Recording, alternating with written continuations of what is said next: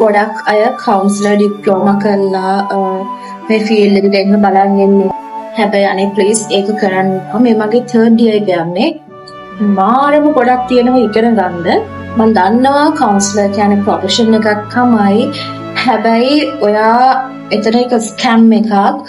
මොකද කොහොමද මාස 3න් 6න් අවුරුද්දෙන් අවුරුදු 4ක ඩිග්‍රී එකක් ඔයාලා කවර් කරා. අනිත් එක ඔයා ගෙන්ජි ඩීල් කරන්නේ human cognition එකක්ද. මම දන්නේ මට හිතා ගන්න කොහොමද කරන්න කියලා.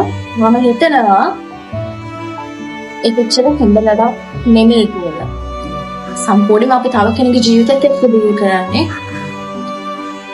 අර සයිකොලොජි කියන්නේ මොනවාද කියලා ඉගෙන ගන්න ආසයි නම් ඒ වගේ බේසික් දෙයක් කරන්න කමක් නැහැ කියලා මම හිතනවා.